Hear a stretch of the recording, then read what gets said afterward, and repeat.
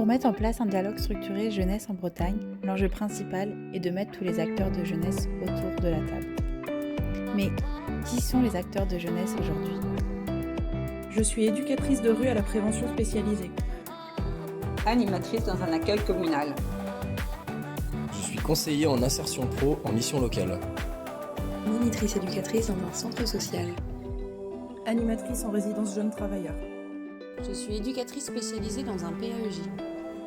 Je suis éducateur sportif dans un IME. Je suis conseiller principal d'éducation dans un lycée. La région Bretagne et ses partenaires du plan breton de mobilisation pour les jeunesses vous présentent les cafés coop jeunesse. Venez à la rencontre des acteurs jeunesse des territoires, une fois par mois, le vendredi, après la pause déjeuner. Bienvenue. Est présent avec moi aujourd'hui, donc Pascal Ledouef, je vais mal prononcer. J'ai compris mon erreur directe. Directeur de l'UBAPAR. Bonjour. Morgane Etienne, tu es éducatrice à l'environnement au sein de Au fil du Kifle et de la Panzée. C'est ça. Et Amel Lepoint, qui est coordinatrice au sein d'Angléo Brossi, Douarnenez, qui est l'entente du coup du pays de Douarnenez. 2 sur 3. Merci. Du coup, pour commencer, je te propose, Pascal, de présenter l'UBAPAR. Et qu'est-ce qu'est l'UBAPAR? D'accord, merci. Donc, l'UBAPAR, c'est une association qui a un peu plus de 40 ans maintenant et qui s'est donné pour mission d'animer les pays ruraux pour les citoyens et les citoyennes dans une dynamique d'éducation populaire. Et pour ça, donc, l'UBAPAR s'appuie sur un réseau d'adhérents, une quarantaine d'adhérents répartis sur tout le territoire breton, qui eux-mêmes mettent en place des actions. C'est une tête de réseau d'éducation populaire avec plusieurs pôles d'activité. Le premier pôle d'activité, c'est l'animation de ce réseau déjà, donc de mettre en synergie toutes les énergies des territoires, coordonner tout ça et faire en sorte qu'il y ait une cohérence de territoire. Un autre pôle important de l'association, c'est la formation. Soit la formation professionnelle. La formation professionnelle, donc on a un catalogue de formation professionnelle ouverte aux salariés des associations ou des structures bretonnes, pas forcément nos adhérents, c'est vraiment un catalogue de formation professionnelle. Et la formation dite volontaire, c'est-à-dire BAFA et BAFD. Là aussi, on s'appuie sur notre réseau de partenaires. Et une particularité au sein de l'UBAPAR, moi-même, des fois, On parle bien d'UBAPAR. Pas sur mon nom, j'évite de buter sur mon nom quand même. Mais une des particularités, c'est de proposer des BAFA et des BAFD en breton.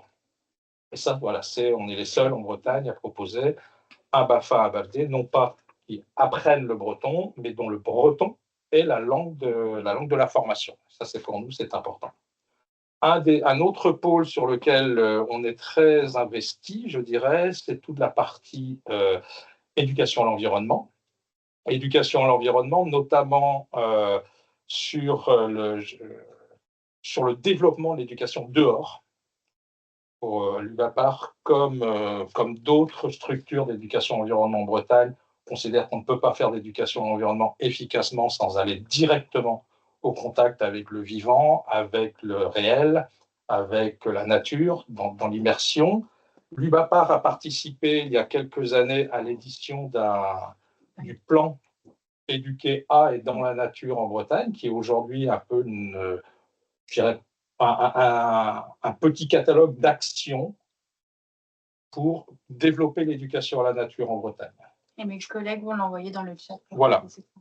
Et on reviendra sur l'éducation à l'environnement tout à l'heure. Et surtout, un des domaines sur lesquels on est aussi très actif sur l'éducation à l'environnement, c'est sur le public des tout-petits, des 0-3 ans, qui aujourd'hui est un pan important de notre action en termes d'éducation à l'environnement.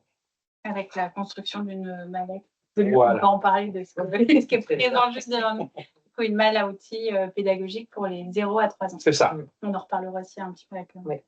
Un autre pôle important de l'UVAPAR, c'est donc, on reviendra aussi dessus peut-être avec Anaël, je dis peut-être, mais sûrement avec Anaël, c'est donc toute la partie loisirs aussi. Donc, on coordonne une offre de loisirs en breton, de séjours pour enfants et jeunes sur tout le territoire breton, porté là aussi par nos adhérents, pour permettre justement d'avoir des temps de loisirs où les enfants vont pouvoir parler breton en dehors de l'école. Et enfin, je dis enfin, j'espère que je n'ai rien oublié, et en dernier, un autre pôle très important aussi, c'est le développement du logiciel libre et du numérique éthique auprès de nos partenaires, auprès de nos adhérents, et puis permettre à des structures de faire la transition vers du numérique libre. Voilà. On parlera un petit peu après de comment vous êtes structuré. Oui, oui. Peut-être Morgane, de ton côté, présenter l'association. Je n'y retourne pas. Je vais le faire. Donc, moi, je suis éducatrice à l'environnement au sein d'une association qui s'appelle Au fil du quai Fleuret et de la Pinzée. Voilà. Donc, c'est une association qui est née en 1992, il y a quelques années maintenant. Et c'est une association qui se compose de 5 salariés et d'une dizaine de bénévoles voilà, qui sont quand même assez actifs. Autant sur la partie fonctionnement de l'association que sur des coups de main, sur même des animations nature, que sur des chantiers, etc. Donc, on est basé sur la commune de Pleyber-Christ, dans le Finistère. Si les personnes savaient où était le quai Fleuret, ils auraient pu deviner. Exactement, voilà. Et donc, notre association a 2 grandes missions. La première, c'est la sensibilisation à l'environnement et au patrimoine, avec des thématiques très, très variées, puisqu'on travaille aussi bien sur la thématique de la biodiversité, de l'eau, de la transition écologique, des énergies en général. Mais on travaille aussi sur une partie plus liée au patrimoine, donc sur notamment l'histoire du lin, qui était très très présente en fait sur notre territoire. Mais aussi sur le petit patrimoine lié à l'eau, donc les fontaines, les lavoirs, les moulins aussi à papier, etc. Voilà, et donc la deuxième mission de notre association, c'est l'aménagement, l'entretien et la valorisation de sentiers de randonnée. Donc on a 2 techniciens et une directrice qui œuvrent dans ce domaine-là. Voilà, et donc on travaille avec différents publics, aussi bien des scolaires, donc ça va de la maternelle jusqu'aux collégiens, en passant par des publics plus spécifiques. On travaille aussi beaucoup avec des élèves d'IME, par exemple, de dispositifs Ulysse, de dispositifs classe relais aussi sur Morlaix. Voilà, c'est un dispositif que je vais un petit peu détailler parce que ça fait longtemps qu'on travaille avec eux. Donc, ça représente à peu près, pour l'année 2024, ça fait à peu près 150 demi-journées travaillées avec des scolaires. Donc, c'est des collégiens en déscolarisation ou... 150 demi-journées, c'est travailler avec l'ensemble des scolaires.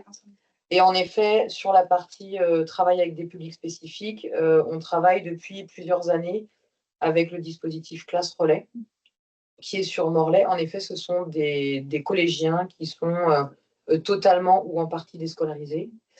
Et donc, ils sont aidés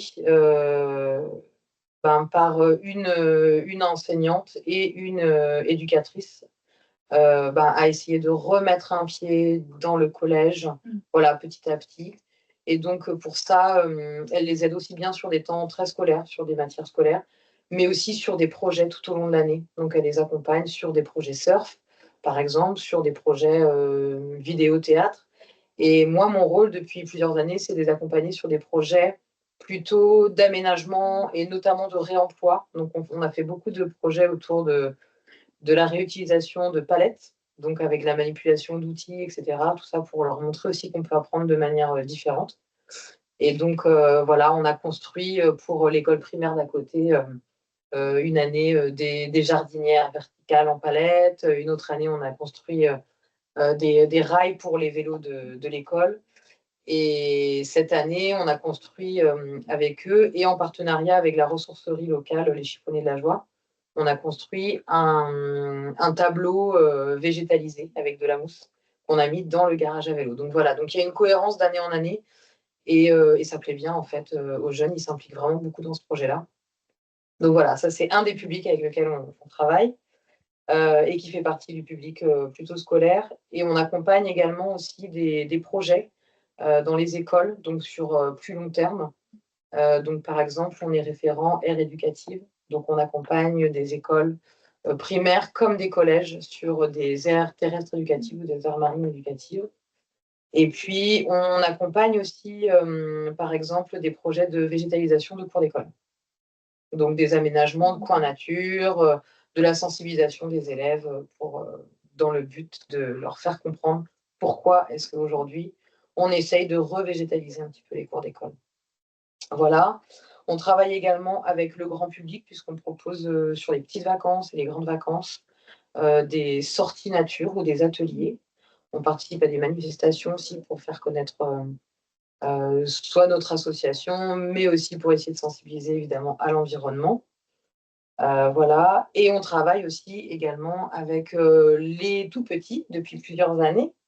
Et donc, on fait partie de la commission environnement de l'UBAPAR et donc dans laquelle on a justement imaginé cet outil pédagogique, donc qui est un sac avec plein de petits outils qui sont tout à fait adaptés aux 0-3 ans. Et en fait, le but, c'est que ces sacs sont répartis un peu partout en Bretagne. Donc, nous, on est dépositaire du sac. D'accord. Et chaque parent, relais petite enfance, assistant maternel qui a envie d'aller dehors avec ses tout petits peut venir emprunter tout ou partie du sac et sortir avec les tout petits dehors. Voilà. Et du coup, c'est avec cette malle pédagogique que vous travaillez aussi sur Morlaix. Oui, c'est ça. En partie. Alors en fait, le sac, il vient de sortir. D'accord. Donc nous, on travaille avec nos propres outils. Okay. Mais en effet, ça a permis justement d'avoir des outils encore plus adaptés, des miroirs avec de la mousse autour, voilà, des choses qui sont très faciles pour les tout petits, des plus grosses boîtes, voilà, pour qu'ils puissent manipuler plus facilement avec leurs petites mains, voilà. Donc on a vraiment créé des outils très spécifiques adaptés pour eux. Et donc, en effet, on travaille, nous, avec le relais petite enfance de Morlaix depuis plusieurs années. Et on accompagne 2 groupes par an à chaque saison. On va sur un même site avec des assistants maternels et leurs tout petits. Et on fait de l'éveil à la nature.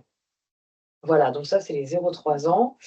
Et donc, on a justement on a aussi une partie un peu formation. Donc, on fait les formations aussi bien. On forme des étudiants de BPGEPS comme de BTS-GPN, par exemple, qu'on accompagne sur des projets ponctuels ou autres, sur des stages. Et puis, on travaille aussi avec la jeunesse. Donc, on a développé cette année un projet complètement lié avec la jeunesse et la nature. Qu'est-ce qu'on en parlera tout à l'heure? Oui, on fait du teasing pour donner envie aux gens de rester. Tout à fait. Et du coup, sur le territoire, tu en as parlé, donc 5 communes autour de Pleyber-Christ. On travaille principalement sur alors, en ce qui concerne les sentiers, la valorisation et l'entretien des sentiers de randonnée, on travaille principalement sur 5 communes du territoire de Pleyber-Christ et ses alentours. Voilà, historiquement, c'est les 5 communes avec lesquelles s'est fondée l'association. Voilà. Et en fait, en éducation et environnement, c'est un territoire beaucoup plus vaste, puisqu'on travaille sur tout Morlaix Communauté. On a un gros partenariat avec Morlaix Communauté, qui finance beaucoup de demi-journées justement d'animation auprès des écoles. Et donc, du coup, on travaille sur ce territoire-là et ponctuellement, on nous appelle un peu plus loin. Donc là, voilà, on voit si on peut y aller ou s'il n'y a pas d'autres associations plus locales qui peuvent répondre également. Voilà. On se déplace un petit peu plus dans le sud. Et du coup, Anaëlle, sur l'entente du pays de Douarnenez. Oui, alors MGO pour Douarnenez, c'est l'entente du pays de Douarnenez. Donc nous, dans notre territoire, on est tout au bout à l'ouest, là-bas, juste avant le bout du monde. Et on travaille, en fait, les ententes de pays, il y en a un petit peu partout en Bretagne, soit Thiarbro, maison de pays, et MGO Bro d'un territoire. Et elles travaillent toutes à valoriser la langue et la culture bretonne. Nous, c'est le cœur de notre travail d'association. Elle a été créée en 1996 Voilà, pas très loin de Ouais. ce sont des associations qui commencent à avoir de l'expérience. Une équipe salariée depuis une dizaine d'années. Et c'est vrai que depuis 2017, la région Bretagne avait lancé une aide à la transmission, pour la transmission de la matière culturelle bretonne au jeune public. Et depuis cette année-là, il y a un travail d'animation, il y a une équipe qui s'occupe de cette partie-là. Sinon, l'organisation de l'association, elle est là aussi sur une communauté de communes, qui est celle du Pays de Douarnenez. Et puis, ça s'élargit à plein de moments pour d'autres projets ponctuels et notamment pour notre temps fort qui est tout l'automne, un festival qui s'appelle Dispar Amzer, avec un jeu de mots sur Dispar Amzer qui est l'automne en breton. Voilà, Dispar Amzer, c'est le temps sans pareil, le temps magnifique. Voilà, donc, on est venu éclairer les mois noirs, Musdu et Muskerzu sur notre territoire. Et là, on va beaucoup vers le Cap Sizun à cette occasion-là. L'objectif de l'entente, c'est pas forcément de donner des cours en breton ou de danse bretonne, mais c'est de faire vivre la culture bretonne dans différents temps. Donc par exemple, l'exemple du festival, ça va faire vivre la culture bretonne. Oui, c'est ça. Il y a certaines ententes de pays qui font ce travail d'enseignement, soit de la danse ou de la langue bretonne. Nous, ce n'est pas notre cas, on n'est pas dans les lieux d'apprentissage. En tout cas, ce qui est commun à toutes les ententes, c'est effectivement de valoriser, de rendre visible la langue bretonne, sa culture aussi, sur les territoires.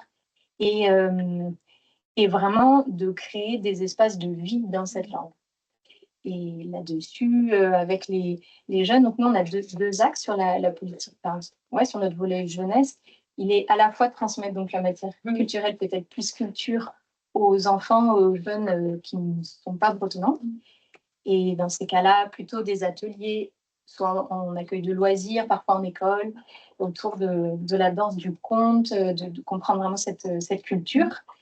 Et puis, il y a aussi un volet en langue bretonne, animé en dehors des lieux d'apprentissage pour les jeunes. Ce qu'on fait aussi pour les adultes, d'ailleurs.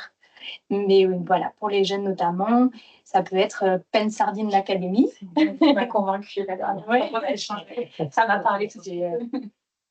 Version de la Star Academy.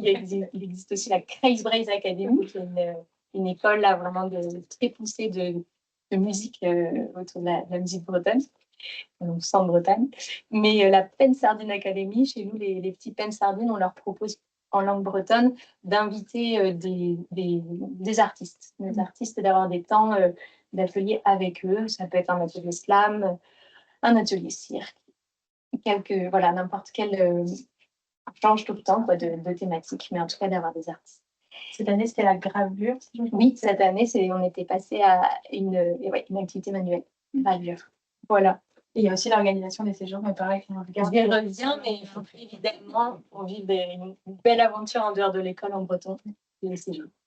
Donc l'idée d'inviter vos deux structures, c'était pour illustrer aussi deux grandes actions de l'UBAPAR, qui sont l'éducation à l'environnement ou les séjours en breton.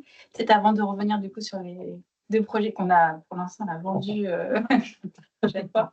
Peut-être revenir sur la structuration de l'UBAPAR avec les différentes commissions dont en plus vous faites partie, pour comprendre ces différentes actions. Oui, tout à fait. L'UBAPAR ne fait pas seul les choses, ça c'est important.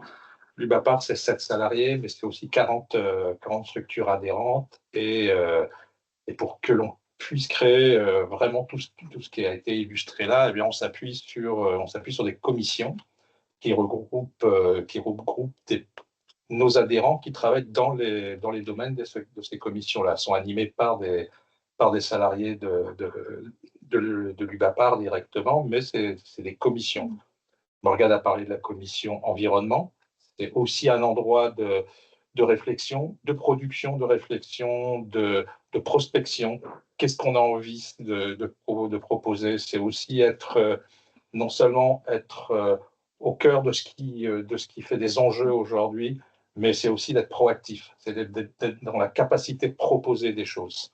Et je crois que les commissions, elles ont justement cette vocation, c'est être aussi innovantes. On s'appuie sur l'existant, mais on s'appuie sur l'existant pour pour avancer, pour faire autre chose, pour faire mieux, toujours, c'est bien l'idée, et de faire avec. On peut pas, l'UBAPAR ne pourrait pas décider seul sans ses adhérents et sans les membres des commissions. Donc, il y a une commission nature-environnement, il y a une commission logiciel libre, comme on disait tout à l'heure, donc qui est qu'est-ce qu'on propose, comment on accompagne les structures à faire la transition vers le logiciel libre, comment on informe aussi. Chaque commission a une petite lettre, un organe d'information pour ses adhérents et puis en dehors des participants et adhérents de la commission. On a une commission loisirs, Breton Gallo. On a une commission formation pro. On a une commission BAFA-BAFD. Donc à chaque fois, donc voilà, ces commissions-là. Juste un petit point sur la commission BAFA-BAFD parce qu'elle est importante. Aujourd'hui, on voit que les structures de loisirs ont de plus en plus de mal à retrouver des animateurs et des animatrices soit pour des séjours, soit pour même pour des centres de loisirs, etc. Réellement, il y a un enjeu fort sur le BAFA et un enjeu encore plus fort sur le BAFD, où trouver des directeurs et des directrices aujourd'hui pour encadrer des séjours, c'est très compliqué, et c'est très compliqué de remplir les BAFD. Donc il y a quelque chose là dont on n'a pas trouvé la réponse. Mais si parmi les personnes qui nous écoutent aujourd'hui, il y a des gens qui veulent se lancer dans la formation BAFD, qu'ils n'hésitent pas, On en a besoin des directeurs et directrices de structure. Et il y a aussi, ça fait une super transition avec la commission DIRLO et DIRLOT. Et il y a la commission, effectivement, DIRLO et DIRLOT. Ça, c'est là que cette commission-là regroupe effectivement les coordinateurs ou les directeurs, directrices et coordinateurs, coordinatrices de nos structures adhérentes. C'est aussi de sortir de l'isolement des postes de coordination, des postes de direction.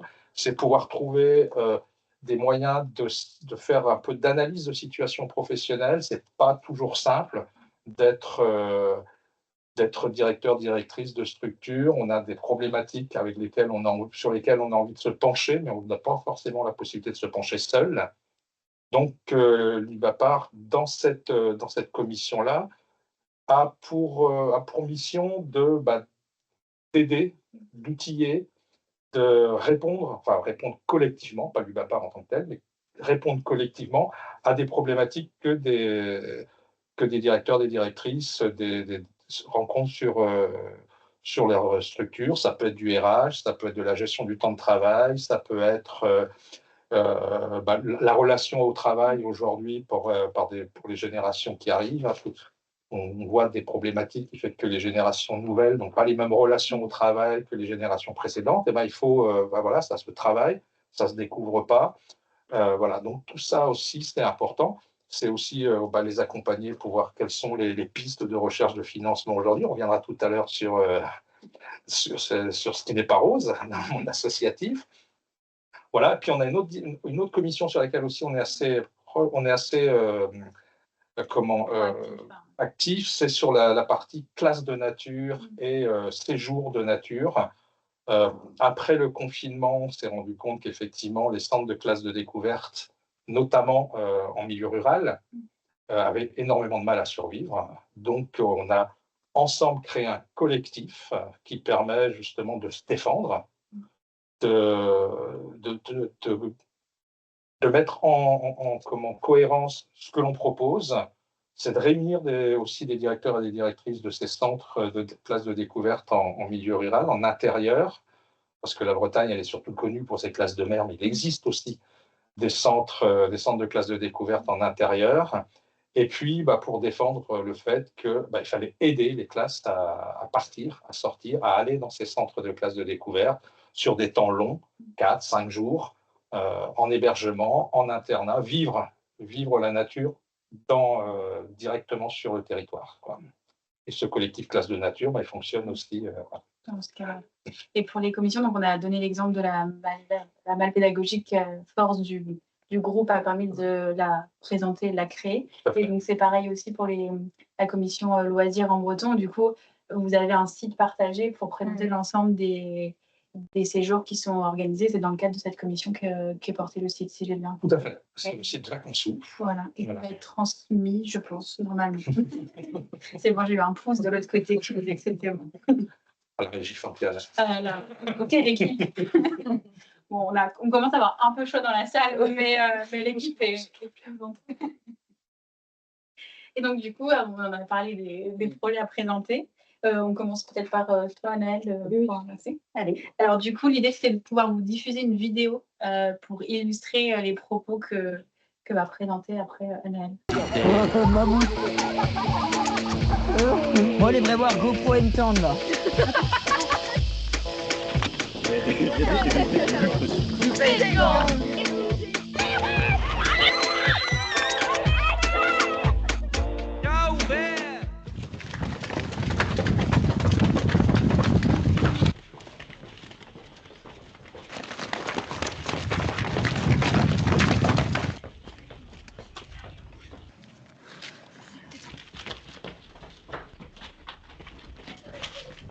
Póngamelo un peuta por la vela.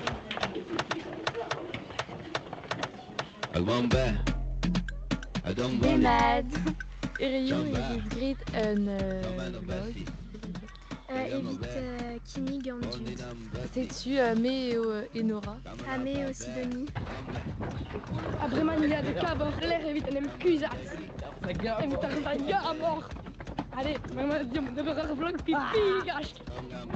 Bonjour. Cabetron tout à mon tour. Mais génial. Et voir la suite, c'est sur le fameux site dont on vient de parler tout à l'heure. Les vacances. C'est ça. Et bah du coup, Anaëlle, tu vas te présenter. C'est le moment. Oui, voilà. Donc, on organise depuis 2016-2017 des séjours d'écolo sur l'île de Saint. Donc, l'île de Saint, c'est le bout du bout de notre territoire. C'est une île. Là, je pense qu'on peut dire qu'on y est le bout du monde. C'est le nom de la colo d'ailleurs. Et on en organise deux, une pour les 8-11 ans et une pour les 12-16 ans. Voilà, un séjour enfant, un séjour ado. Qui ne s'est pas arrêté, qui a même continué pendant le Covid, tu me le dis. C'est vrai. Et voilà, et ça a été un moment important où la commission Breton-Gallois a compté aussi, traversé cette période de Covid. Et c'est un mot sur la commission. C'est vrai que nous, on n'est pas une association qui organise des séjours toute l'année, quoi. C'est pas notre cœur d'activité. Et donc, pour nous, par exemple, c'est un lieu de ressources vraiment important, quoi, cette commission où on va échanger avec des structures d'hébergement qui ont beaucoup plus d'expérience que nous. Et tout le monde se nourrit des expériences des uns et des autres. Et voilà, c'est un lieu ressources indispensable. Voilà, donc cette commission, elle nous a aidés. On a lancé ces séjours et depuis, c'est succès garanti. On a ouvert tous ensemble les inscriptions. On était tous dans les starting blocks le 17 mars sur le site Vacances. Et nous, une semaine après, les deux séjours étaient complets. Donc, c'est comme une colo classique qui se déroule en breton. C'est ça, c'est une colo. C'est une colo comme les autres, mais avec cette particularité-là qu'elle se passe en langue bretonne et que pour beaucoup, c'est peut-être le premier moment qu'ils passent à vivre en breton, en langue bretonne, en dehors de l'école. Puisqu'aujourd'hui, les élèves des filières bilingues ou d'Yvonne sont souvent dans des familles où il n'y a pas de langue bretonne. Donc, c'est vraiment l'école, leur lieu. Et donc là, tout d'un coup, ils sont immergés, ils vivent plein d'aventures. Et donc, on a les 8-11 ans, chez les ados, chez les collégiens, on sent, avec l'âge, ils ont acquis une aisance. On voit dans la vidéo, la langue du séjour, c'est vraiment le breton et c'est toujours des moments assez émouvants.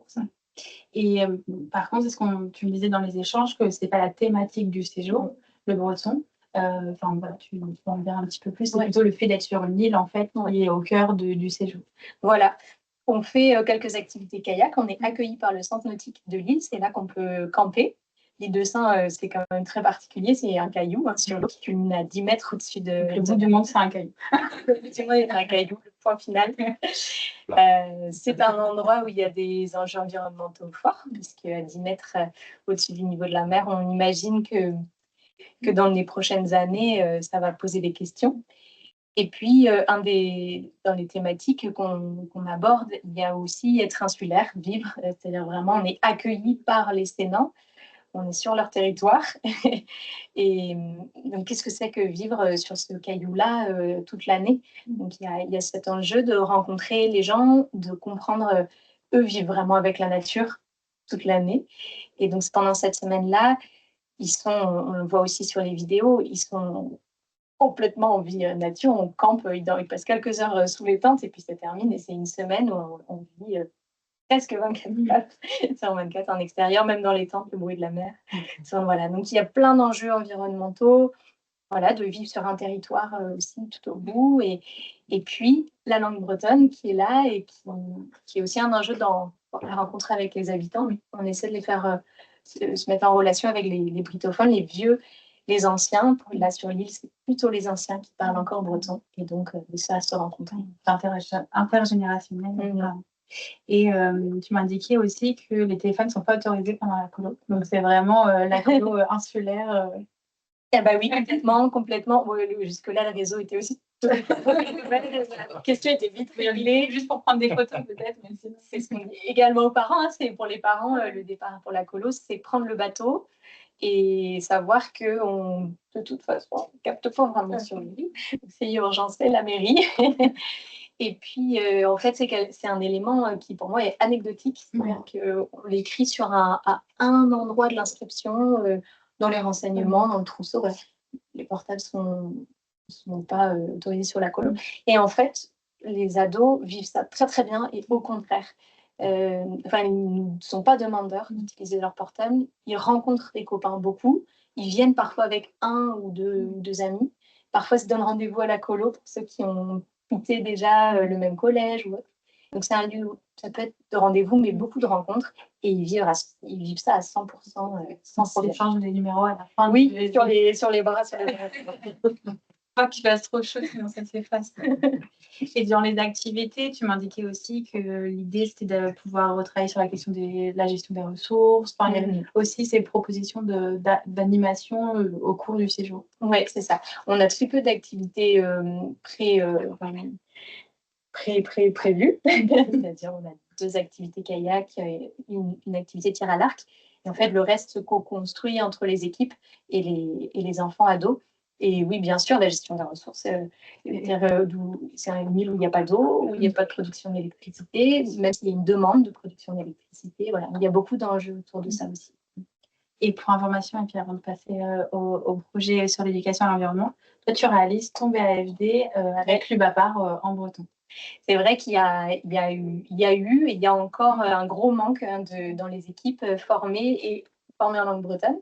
Donc moi, j'ai fait le choix de me former moi-même à la direction pour pouvoir les assurer. Et il y a des annulations presque tous les ans à cause au dernier moment parce qu'on ne trouve pas des équipes. Donc voilà, donc j'ai décidé de me former et formation BAFD avec l'UBAPAR, c'est un plaisir. C'est basique. Comment je pourrais te contredire? Internet est payé, c'est ça. Et simplement, c'est vrai que c'est là aussi, on forme son réseau pendant la formation et du coup, on peut s'appeler, on est tout le temps, on reste en contact entre directeurs, c'est-à-dire formés ensemble. Et là-dessus, pour les jeunes qui se forment au BAFA aussi, en breton, c'est pareil, c'est des lieux de rencontre assez formidables. Et moi, j'aime beaucoup l'enjeu. Certes, on accueille des jeunes sur les colos, mais on accueille aussi des équipes d'animation et donc des jeunes qui changent de statut, qui passent de j'apprends le breton à l'école, puis au collège, au lycée, à c'est ma langue et finalement, j'ai envie de la transmettre et qui passent une étape à cet endroit-là, en maturité sur tous les plans, d'être en charge d'un groupe d'enfants, c'est pas rien du tout, mais aussi sur la langue bretonne en termes d'appropriation et d'affirmation d'une identité, c'est très fort. Voilà.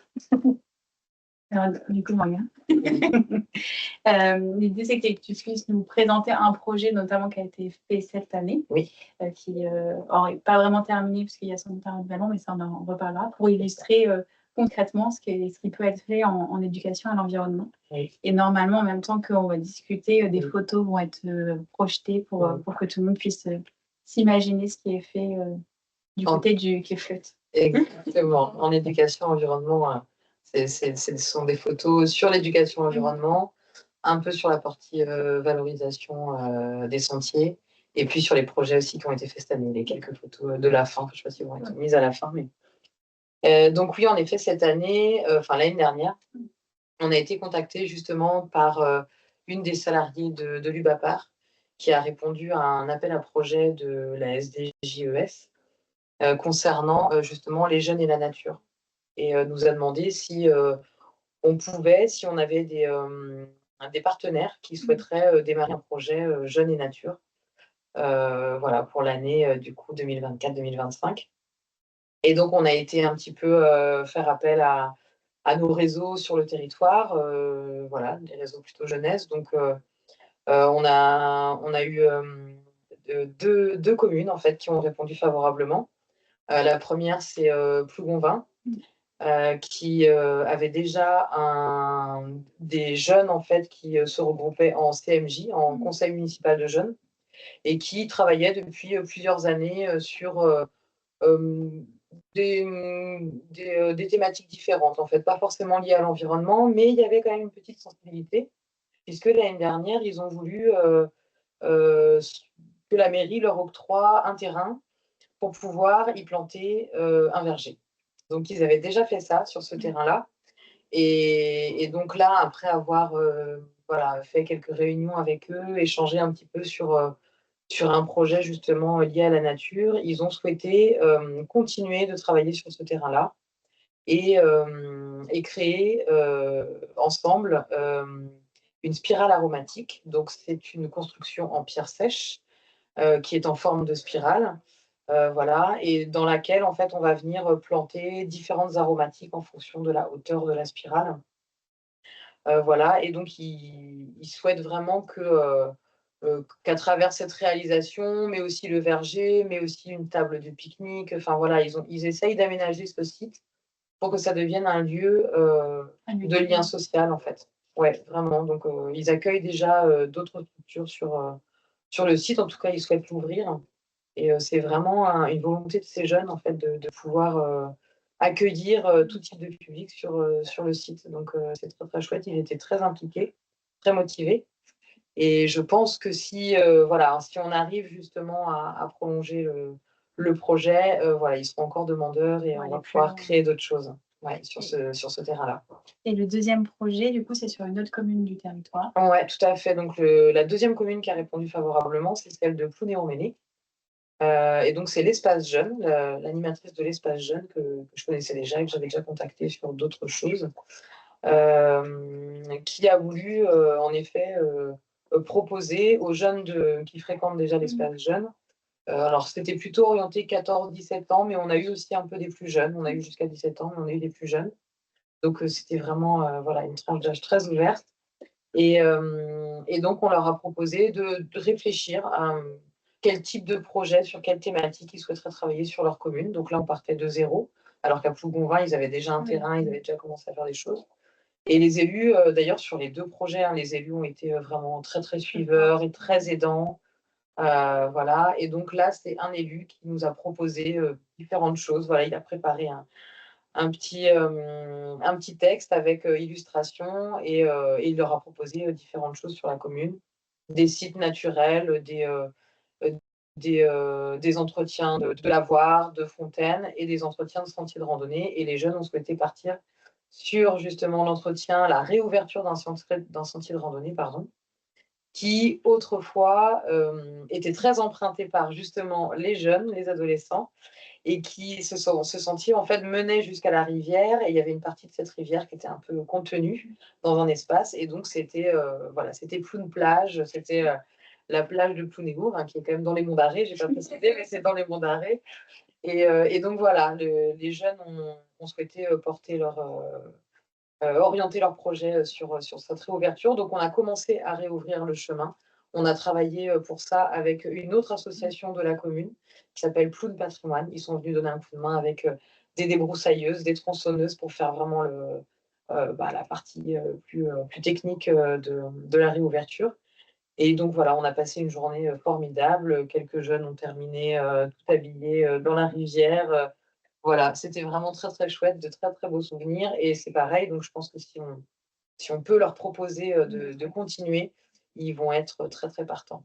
Et avec cette idée à la fois aussi d'intergénérationnel qu'on peut retrouver Tout sur à les fait. séjours, mais aussi de liens jeunes élus avec des élus qui sont venus sur la journée, certains même qui sont restés. Oui. Voilà, c'est ce que tu Ouais, disais. sur les 2 projets, en fait, on a passé 2 journées, donc une dans chaque commune, et on a au moins un élu qui est resté toute la journée avec nous. Et Dans l'eau? Eh ben, à proximité. Non, mais avec la tronçonneuse aussi, enfin voilà, à aider les jeunes à déblayer. Enfin, vraiment, c'était super chouette. On a les maires des 2 communes qui sont passés, les journées de chantier, d'autres élus. Enfin, on s'est dit, voilà, il y a quelque chose qui se passe et c'est vraiment chouette. Ouais. Il y a eu des belles énergies, en tout cas, autour de ces projets. Et donc là, on trouvait dommage que les projets s'arrêtent comme ça. C'était un appel à projet qui avait une durée limitée. Et donc, on a répondu là à un nouvel appel à projet en espérant avoir des financements pour pouvoir continuer au moins l'année prochaine, prolonger ces deux projets-là. Voilà. De beaux projets. Oui. Avant peut-être de passer aux questions, s'il y en a sur le chat, d'ailleurs, n'hésitez pas à les poser. Peut-être revenir juste sur l'organisme de formation, en tout cas le catalogue de formation du BAPA, qui est reconnu organisme Calliope. Oui. Et puis aussi peut-être sur les formations que vous donnez en inter-fédération, inter-réseau avec les centres sociaux civils. Tout à fait. Donc effectivement, moi, c'est bien de le rappeler, hein, que l'UBAPAR est certifié Calliope, et je pense que ça, c'est important à noter, puisque c'est-à-dire que notre catalogue de formations professionnelles, hein, qui sont des formations de 1, 2 ou 3 jours, la plupart du temps, c'est vraiment des petites formations.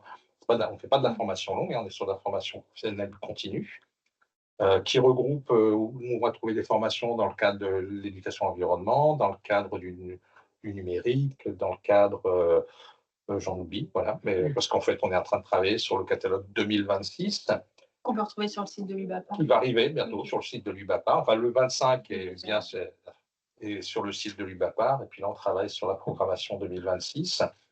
C'est pour nous très important. Parce que ça participe de notre survie aussi, de notre modèle économique. Il ne faut pas se cacher. Et si ça participe de notre modèle économique, ça veut dire que plus on a de stagiaires qui viennent, et mieux c'est pour pouvoir proposer un catalogue encore chaque année. Je profite comme pour le BAFA et BAFD, hein, il ne faut surtout pas hésiter à venir se former à du BAPAR. Et voilà, donc ça, c'est notre catalogue dans lequel, effectivement, on va trouver des formations, notamment une formation interfédé avec la Fédération des centres sociaux et familles rurales. Et là, en 2026, la formation porte, comme en 2025, sur rédiger et porter un plaidoyer. Parce que c'est parfois assez compliqué, on ne sait pas trop comment travailler ça, quelle structure ça doit prendre, quel est le cheminement qu'on doit mettre en place pour arriver à un plaidoyer, comprendre sa cible, comprendre comment on s'adresse à quelle cible, etc. Donc ça, c'est une formation de 2 jours. Celle de 2025 avait réuni 16 personnes. On espère que celle de 2026 va réunir au moins autant. Ça, c'est de la formation professionnelle. Donc, ça veut dire que ça peut être pris en charge par les organismes collecteurs, les OPCO, des structures, voilà, parce qu'on est Calliope. Les formations sont entièrement construites et co-animées avec les 2 autres. Tout à fait, oui. Je vais passer aux questions. Enfin, je me tourne juste vers mes collègues, s'il y en a. Non, pas de questions, c'est pas grave. Pas de niveau de côté. Du coup, je vous propose de finir un peu plus sur des enjeux que vous identifiez pour vos structures. On a déjà un petit peu parlé au début. Du coup, je te laisse commencer sur les enjeux côté UBAPAR, puisque je pense que vous partagez aussi. Oui. Donc, UBAPAR, et je vais extrapoler au monde associatif en général. Je pense que l'UBAPAR n'échappe pas à la complexité aujourd'hui du monde associatif, à la difficulté de survie du monde associatif. Il n'y a pas une journée où on ne lit pas dans le journal qu'une association soit licencie, soit ferme, soit réduit la voilure. C'est pas, dans une optique d'éducation populaire, dans une optique où chaque citoyen et citoyenne doit pouvoir bénéficier d'un certain nombre de services sur son territoire, un certain nombre de moyens de grandir, de prendre de la responsabilité, d'avoir des savoirs, des savoir-être, des savoir-agir sur son territoire. Je pense qu'aujourd'hui, la disparition du fait associatif est quelque chose qui, pour nous, pose des questions assez importantes. C'est quand même 10% des salariés en Bretagne sont des salariés du monde associatif. Donc voilà, c'est quand même important de porter ce pan-là de l'économie. C'est un pan d'économie en Bretagne. Et donc, pour moi, c'est un des enjeux, c'est ça. C'est ça. Que les associations puissent vivre de leur activité, pas forcément exclusivement d'argent public, mais de vivre de son activité. Ça veut dire qu'on sait que ce que l'on propose en formation professionnelle, en BAFD, sur le logiciel libre, sur les loisirs, etc., sur l'éducation à l'environnement, ça participe de l'animation du pays. Avoir raison tout seul, c'est dommage. Donc voilà, il faut avoir raison tous ensemble. Pour vos deux associations, que vous voulez compléter ou... Oui, c'est ce que disait Pascal. Hein.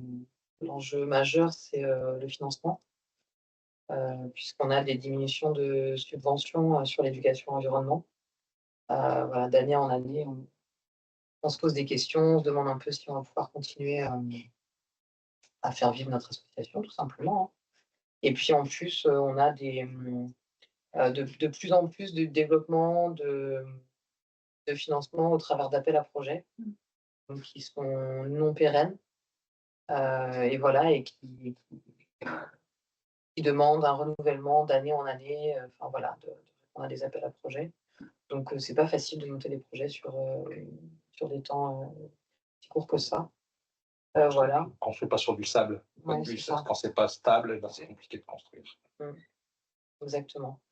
Et on a aussi des enjeux au niveau de la formation et de l'emploi dans notre secteur, puisqu'on a un BPGEPS éducation environnement là, qui se termine et qui ne sera pas renouvelé.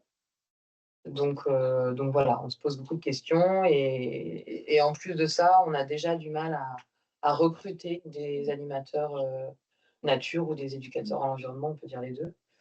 Au sein de nos structures, parce que voilà, on a de petits moyens, donc des petits salaires, et c'est compliqué d'attirer de nouvelles recrues avec ce mode de fonctionnement-là. Oui, voilà.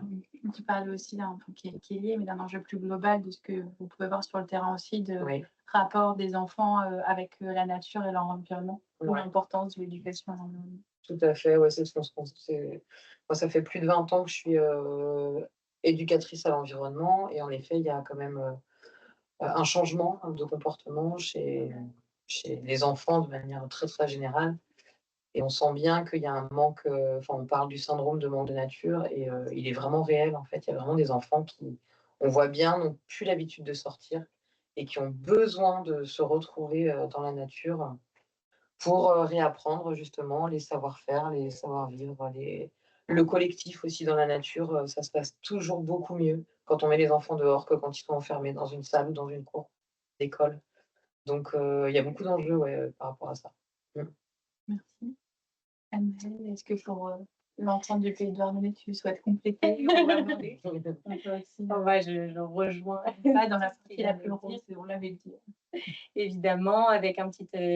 parce que je peux ajouter dans les enjeux au niveau de mon association et de ma place, c'est l'enjeu sur la langue bretonne aussi, qui est en danger, en sérieux danger, toujours de disparition à long terme, selon l'UNESCO. Donc voilà, les enjeux de nos associations, ils sont vraiment de construire une société